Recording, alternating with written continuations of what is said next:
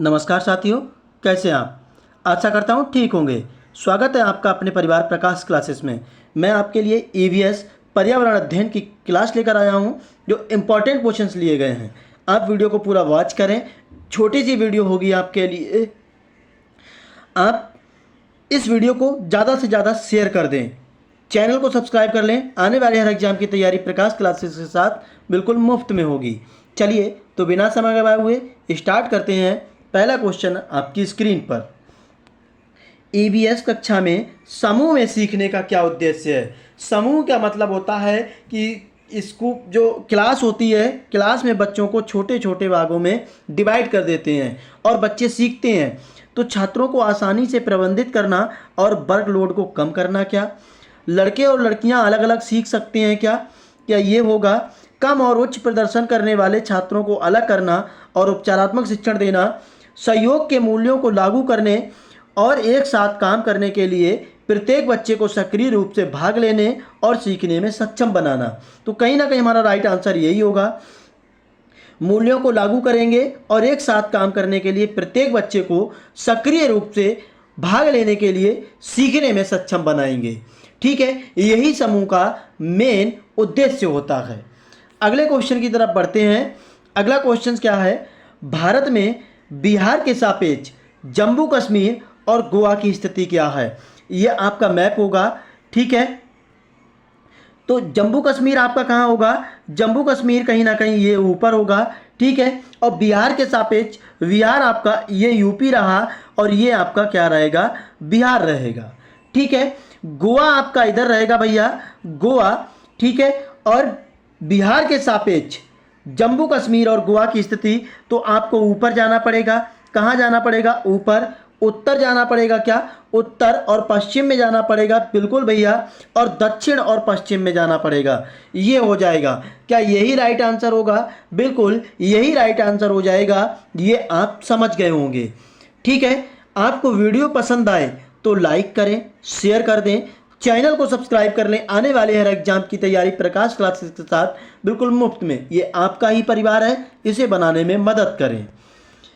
नदी बांधों से उत्पन्न जल विद्युत के लिए निम्नलिखित में से कौन सा कथन सत्य नहीं है। बांध स्वदेशी लोगों को अपनी नदी की जीवन रेखाओं से अलग करते हैं, तो ये तो हमारा राइट है, बिल्कुल बात सही है, क्योंकि अपनी नदी जीवन रेखाओं से अलग करते हैं। बांध टिकाऊ विकास को प्रोत्साहित करते हैं, क्या हो सकता है, मे भी हो सकता है, देखते हैं आगे। ये पानी एवं हवा को प्रदूषित नहीं करता, ये तो बिल्कुल राइट है। जल विद्युत सुविधाओं से बड़े पर्यावरणीय प्रभाव हो सकते हैं, ये भी सही है, लेकिन हमारा ये वाला सही नहीं है, क्योंकि ये टिकाऊ विकास को प्रोत्साहित नहीं करते हैं। ठीक है, यानी हमारा थर्ड का राइट आंसर आपका करेक्ट हो जाएगा, 2 नंबर। अगला क्वेश्चन क्या है। 15 ग्राम प्रति ml घनत्व और 3 ml आयतन किसी वस्तु का द्रव्यमान क्या होगा। मैंने ऐसे क्वेश्चंस लिए गए हैं जो आपके एग्जाम में कहीं ना कहीं पूछे जाते हैं। ठीक है, तो आपको पता होगा कि घनत्व घनत्व बराबर क्या होता है, द्रव्यमान यानी मास बटे आयतन यानी वॉल्यूम। ठीक है, घनत्व आपका कितना दिया हुआ है, घनत्व दिया हुआ है 15। ठीक है, और मुझे द्रव्यमान निकालना है, मान लेता हूँ x है। ठीक है, और आयतन कितना है, 3 है, तो क्रॉस मल्टीप्लाई कर दूंगा तो x बराबर कितना आ जाएगा, 15 तियाँ 45 ग्राम आ जाएगा। ठीक है, यानी 45 ग्राम आपका द्रव्यमान हो जाएगा। 45 ग्राम आपका थर्ड ऑप्शन में करेक्ट है। ठीक है, स्क्रीनशॉट लिया जाए, फिर आगे बढ़ते हैं। वीडियो अगर पसंद आए तो लाइक जरूर करें। अंजलि चाहती है कि उसके छात्रों को पेड़ों के संरक्षण के लिए संवेदनशील बनाया जाए। निम्नलिखित में से कौन सी ऐसा करने की सबसे उपयुक्त रणनीति है। यानी पेड़ों का संरक्षण करना है, जो आजकल पेड़ बहुत काटे जा रहे हैं, लगाए कम जा रहे हैं, तो इनके लिए संवेदनशील बनाना है। तो ऐसा क्या करना होगा इन 4 ऑप्शन में से कि बच्चा संवेदनशील बन जाए। बच्चों को एक पौधे को अपनाने और पोषित करने में मदद करेंगे। क्या कक्षा में बहस आयोजित नहीं करना है। ठीक है, समूह में चर्चा करेंगे या पोस्टर बनवाएंगे। कमेंट 5 नंबर का राइट आंसर क्या होगा, कमेंट कीजिए। बहुत अच्छे से कमेंट करते हैं हमारे भाई और बहन, बहुत अच्छी तैयारी है आपकी, बहुत बढ़िया भैया। अपना स्कोर लास्ट में कमेंट करेंगे कि आपका 30 में से कितना राइट जा रहा है। 5 नंबर का राइट आंसर करेक्ट होगा आपका, बच्चों को एक पौधे को अपनाने और पोषित करने में उसकी मदद करेंगे। ठीक है, अगला क्वेश्चन, कक्षा 3 के छात्रों को रमा ने सिखाया कि पिता, माँ और उनके बच्चे एकल परिवार का गठन करते हैं और यदि दादा दादी एवं अन्य रिश्तेदार साथ रहते हैं तो ये एक विस्तारित परिवार है। आप इस बारे में क्या सोचते हैं? परिवार की अवधारणाओं को इसी तरह सिखाया जाना चाहिए। परिवार की परिभाषा गलत है क्या? रमा अपने छात्रों के प्रति असंवेदनशील है। शिक्षण अधिगम दृष्टिकोण समावेशी नहीं है। कमेंट। बेहद इंपॉर्टेंट क्वेश्चंस हैं, आपको ऐसे ही क्वेश्चंस आगे मिलेंगे एग्जाम में, और मैंने आगे क्वेश्चन बेहद इंपॉर्टेंट लिए गए हैं, आप वीडियो को पूरा वॉच जरूर करें। 6 नंबर का राइट आंसर हो जाएगा शिक्षण अधिगम दृष्टिकोण समावेशी नहीं है। ठीक है, अगला क्वेश्चन, नीचे दिया गया कौन सा एक समूह जड़ का है? चुकंदर, आलू। आलू आपका क्या है? आलू तो आपका तना है, तो इसलिए ये ऑप्शन हमारा कट हो गया। ठीक है, गाजर, हल्दी, अदरक। गाजर क्या है? गाजर तो भैया तना है।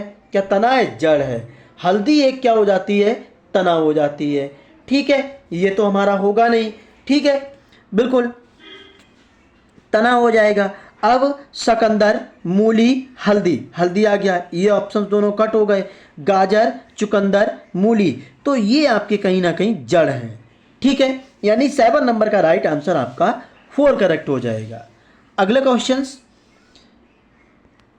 उच्च ज्वर यानी तेज बुखार के साथ कपकपी जिसका उपचार सिनकोना पेड़ की छाल से किया जा सकता है वह है। स्टार लगा लेना, आपको ये क्वेश्चन कहीं ना कहीं मिलेगा।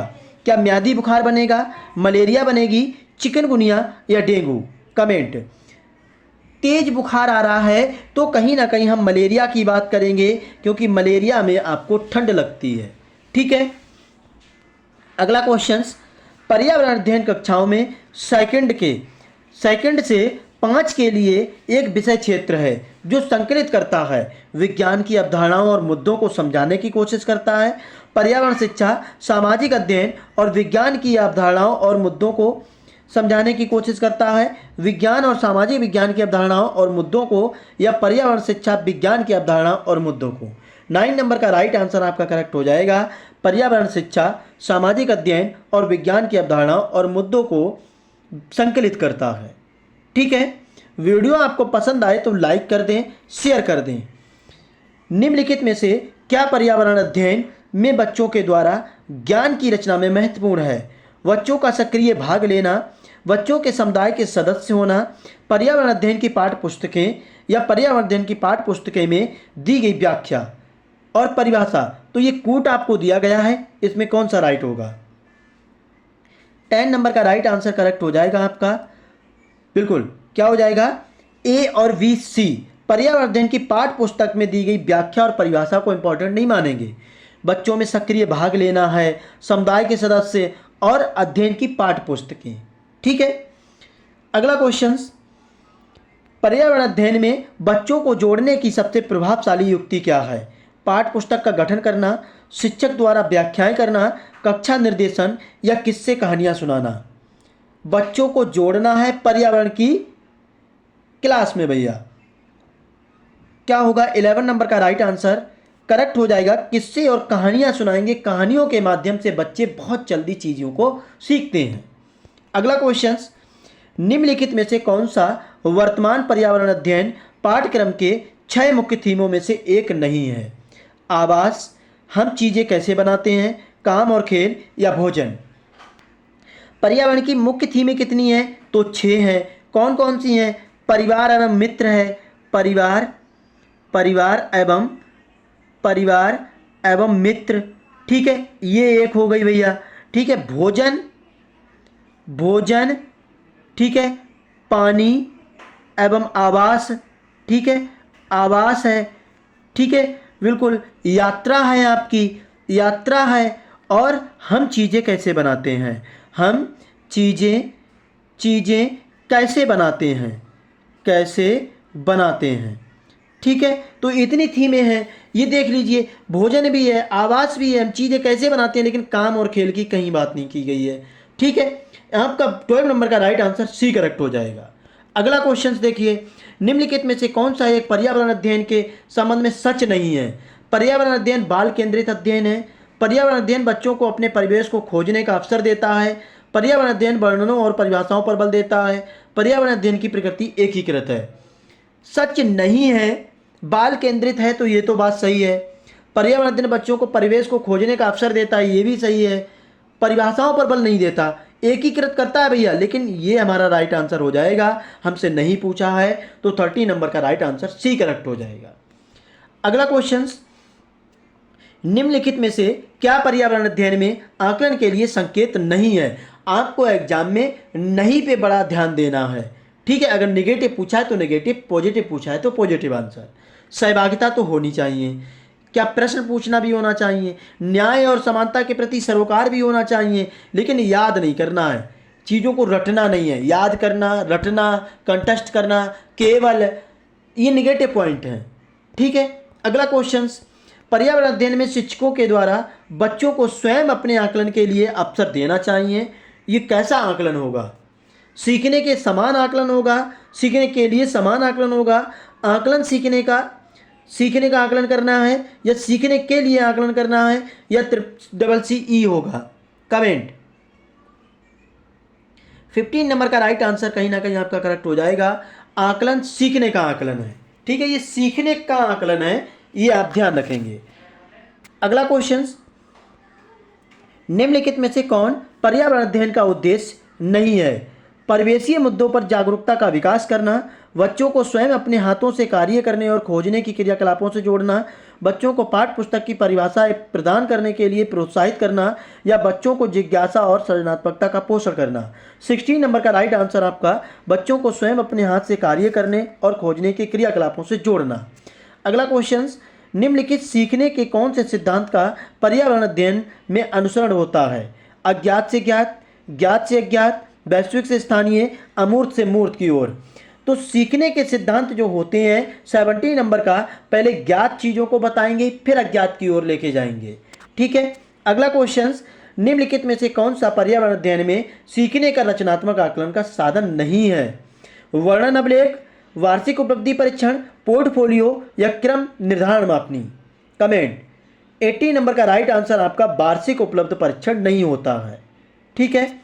अगला क्वेश्चन, निम्नलिखित में से किसी पर्यावरण अध्ययन में बच्चों के आकलन में दूर करना चाहिए?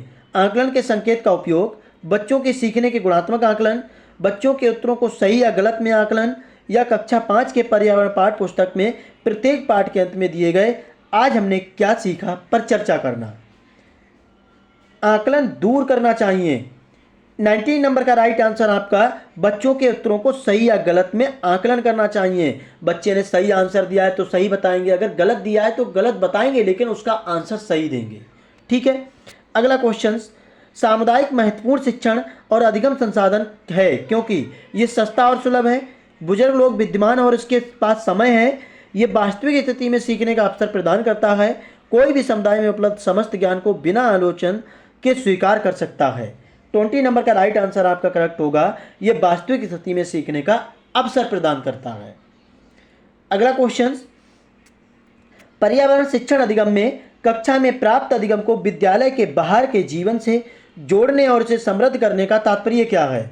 पाठ पुस्तकों से बाहर जाना, वैश्विक पर्यावरण मुद्दों और चिंताओं को पाठ पुस्तकों से लिंक करना, पूर्ण विद्यालय दृष्टिकोण, या पाठ चर्चा से बाहर जाना। 11 नंबर का राइट आंसर करेक्ट हो जाएगा आपका, पाठ पुस्तकों से बाहर जाकर चीज़ों को टच करा के सिखाना है बच्चों को, ठीक है। अगला क्वेश्चन, निम्नलिखित में से कौन सा पर्यावरण कक्षा में गतिविधि या गतिविधियां हैं? चित्र खींचना कोई गतिविधि होगी, फील्ड भ्रमण, श्यामपट्ट का उपयोग, या उपरोक्त सभी? तो उपरोक्त सभी हमारी एक्टिविटीज हैं बच्चों की, ठीक है। अगला क्वेश्चन, पर्यावरण अध्ययन पाठ्यक्रम बच्चों की समग्र शिक्षा का कारण बन सकता है यदि वह एकीकृत हो, समावेशी भी होना चाहिए, विषयगत भी होना चाहिए, इसीलिए हमारा ऑप्शन डी करेक्ट हो जाएगा। अगला क्वेश्चन, विद्यालय में मिड डे मील के समय के लिए कौन सा सबसे प्रासंगिक है? शिक्षण अधिगम के साथ इसका कोई लेना देना नहीं है, नहीं है भैया, लेकिन ये कह रहा है नहीं है। ये पर्यावरण शिक्षण अधिनियम के लिए एक अच्छा शिक्षण अधिनियम का अवसर है। ये उन बच्चों के लिए है जो विद्यालय में खाली पेट आते हैं। ये शिक्षण अधिनियम के बहुत ही मूल्यवान समय को बर्बाद करता है।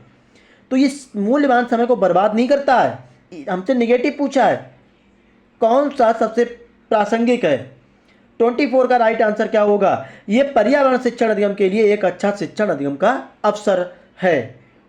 अगला क्वेश्चन, पर्यावरण अध्ययन के संदर्भ में बोझ के बिना सीखना क्या बताता है? स्कूल बैग का वजन कम करना, पर्यावरण पाठ्य पुस्तकों में अध्यायों की संख्या कम करना, या बोझ का भार कम करने की जरूरत है, या पर्यावरण पाठ्यक्रम को आधा कम करने की जरूरत है? 25 का राइट आंसर क्या होगा? सी करेक्ट हो जाएगा। बिल्कुल, बोझ का भार कम करने की जरूरत है।